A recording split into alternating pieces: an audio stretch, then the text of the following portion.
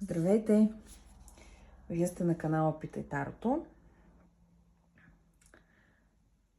Ще ви помоля да се абонирате за канала ми, ако ви харесва това, което правя. Да коментирате, да лайквате и въобще така да ми помогнете по някакъв начин да се развия. Видеята са с развлекателна цел, казвам. Наредбата е обща, не може да резонира за всички. Взимате онова, което съвпада с вашата енергия, с вашето усещане и с вашата ситуация. Днес мисля да разгледаме така един много тривиален въпрос, но пък доста харесван. Мисли, чувства, намерения и действия обаче на мисленият от вас човек или на вашия човек. Днес ще си позволя да работя с няколко колоди, така за да сме по-изчерпателни. Ще започнем с мислите.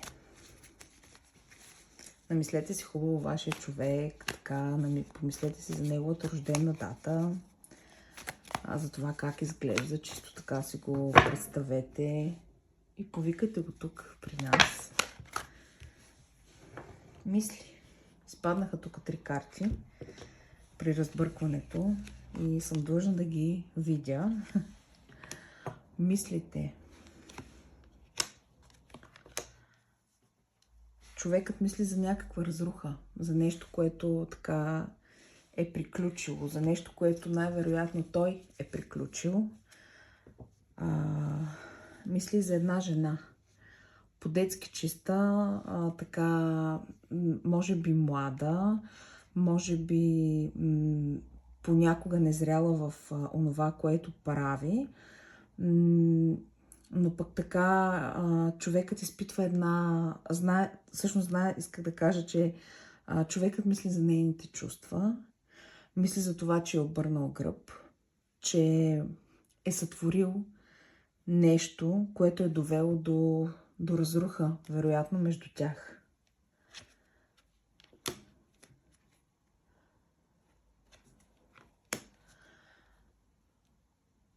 Мисли дали пък да не направи някаква стъпка към тази жена. Обмисля, оглежда ситуацията, но е страшно нерешителен. Виси, не действа, не върви напред. Не предприема оная крачка, която ще доведе до някакви действия. Мисли. Какво мисли вашия човек? Изпадна още една карта. Така, човекът или е на разстояние от вас, или така има една дълбоко емоционална пропаст, която се образувала между вас, вероятно заради неговите действия, вероятно заради трети намесен човек. И този трети намесен човек, и тук тройни конфигурации, които виждам в картите, най-вероятно са заради него. Мисли, че той е виновен, така е набъркал тази цялата ситуация. Той я е сътворил. Така. Сега ще сменя колодата. Това бяха мислите на човека. Нека да видим чувствата. Чувствата.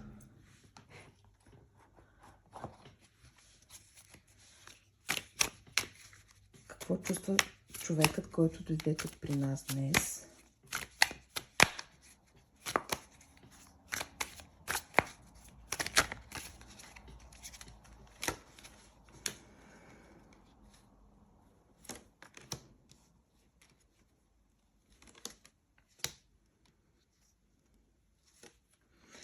Около този човек определено има няколко жени. Няколко жени, за които се грижи, на които помага, на които дава, на които дават на него. Прощавайте, още се вълнувам, докато записвам видеа. Този човек има чувства към 2 жени. Към едната малко повече, обаче. Едната жена е така кралицата на чашите, жената, която е която е любовта, която обаче в момента е далече от него, която в момента е като един блян за него, като нещо, за което мечтае, от което се е отдалечил, като нещо недостижимо, нещо, което е избягало от него и въпреки всичко така гледа към него с една много голяма надежда, с едно много голямо желание. Това е неговата кралица на любовта, на чашите. Другата жена, с която е по-материално обвързан, така може да има по-връзка от доста повече време, така може връзката да е по някакъв начин материално облагодетелствана, а може чисто тази жена да е много стабилна в живота му, от доста дълго време, нали, да имат отношения. Но този човек изпитва чувства и към двете жени. Разбира се, казвам, тук е една привързаност, една отдаденост, едно уважение, което е от дълго време, докато тук е любовта. Ще тегля по още една-две карти, за да видим двете жени, които така мисли човека. При нас днес дойде човек, който е в тройна конфигурация. Обвързане с две жени. Чувства към кралицата на любовта.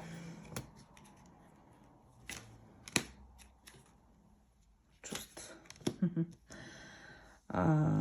Има чувства. Тук има чувства към нея.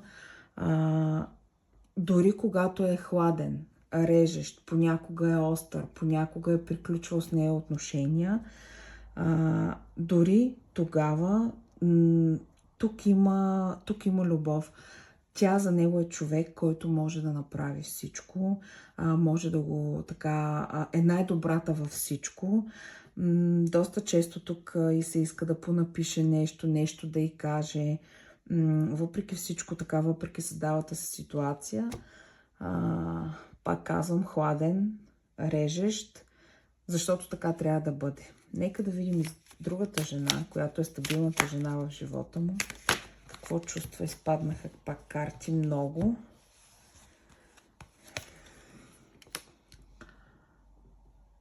Тук има едно неразвитие в отношенията, една застиналост, един лед, нещо, което е доста статично, доста неразвиващо се, нещо, към което няма перспектива. Това е една постоянна величина, въпреки че някога в тези отношения е имало любов. Имало е, но някак сивота има в тези отношения. Жената в тези отношения е виждате ли, с разплискани чаши на любовта. Доста нещастлива, доста нещастна, доста разочарована. За нея тая любов така носи и за него също. Носи едно отчаяние, вижте дъното тук на колодата. Тези отношения, като отношения не са приключили, но като любов, нещата по-скоро са вече на съвсем друго равнище. Разбрахме, при нас дойде човек в тройна конфигурация, който има една кралица на любовта и една жена, с която има постоянни отношения. Така. Нека да видим какви са намеренията на човека към вас. Смениме пак колодата.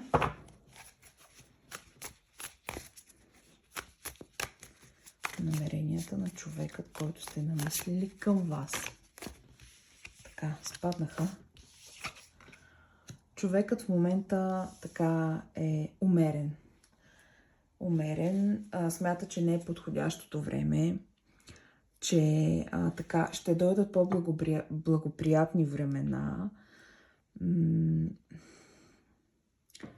Има намерения, но отложени напред във времето.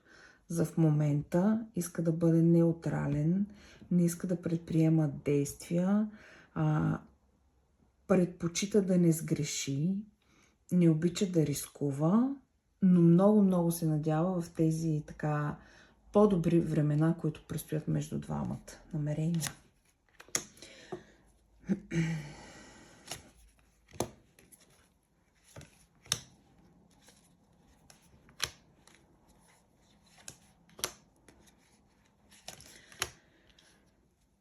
намерение, вижте, този човек иска вие да сте щастлива. Иска вие да бъдете, знае, че заслужавате щастието и понякога предпочита да стои една идея в сянка, една идея така да не ви пречи, защото смята, че вие заслужавате повече от това, което той е способен да ви даде. Смята така, че сте много думата ми избяга, удохотворена, много духовна, много здраво мислеща жена.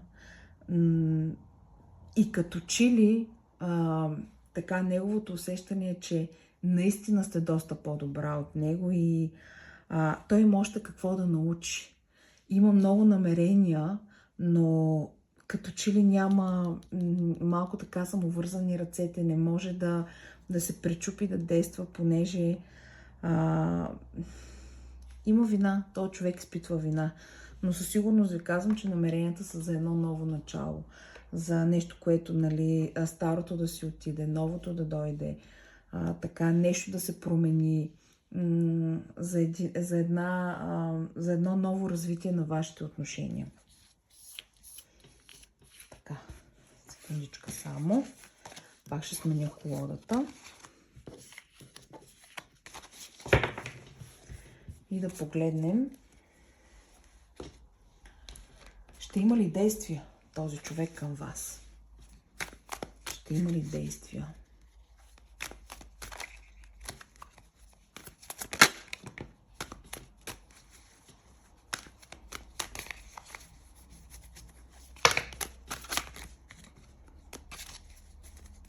Нещо не ми върви.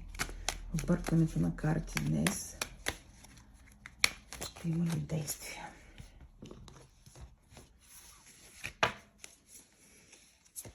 В момента, на този етап, не. На този етап категорично казвам не. Действия в момента не. Били сте доста остра с човека, доста некомпромисна, безкомпромисна. Доста остри думи може би сте обменили и по-скоро вие към него.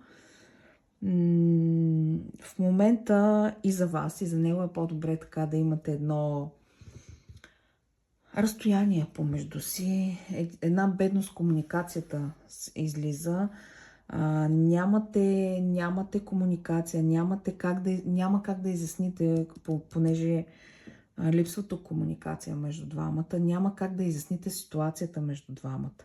Но този човек се страхува от действие именно заради това, че вие сте била доста остра с него. Може би ви гледа така отстрани, някои социални мрежи, вижда, че така публикувате снимки, в които сте много щастлива, много красива, много наслаждаваща се на живота. И именно това много го спира да действа. Смята, че някакси вие сте го превъзмогнали и така или иначе ще претърпи тук неуспех. Ще извадим още две карти. Ще има ли действия? Но до тук по-скоро не. Ще има ли действия? Не. На този етап не. Така човекът се оглежда за някакви нови перспективи. Очаква нещо. Може би така очаква някаква подсказка от ваша страна. Нещо да му подадете, нещо да кажете тук. Наясно е, че това е кармата, че така или иначе е получил онова, което е заслужил. Защото, както видяхме от самото начало, така той изпитва вина заради ситуацията, в която сте. И така смята, че по тия карти тук смята, че заслужено вие сте хладна, вие сте далечна, вие така сте си тръгнали от отношенията, смята, че това е за постоянно и за това не сме никакви действия да предприема относно вас. Картите са така са студена, с тежка енергия, но пък човекът наистина си го е заслужил, мен ако питате. Човекът изпитва постоянни чувства към вас, така тия чувства няма да минат за ден-два. Той е доста човек, който трудно влиза в отношения, но пък така за него нещата винаги са премерени, претеглени и знае какво иска. Няма да загуби тук чувства скоро към вас, с постоянство и по-нататъка във времето. Смятам, че ще има някакво развитие, но говорим, нали, за доста така дълъг период от време. И все пак, така, ако вие решите да направите някаква крачка към него, подсетете го. Ако вие не направите и останете заключена, нещата така ще останат в тази хладна, тежка енергия на неразвитие. Това беше за днес разклада.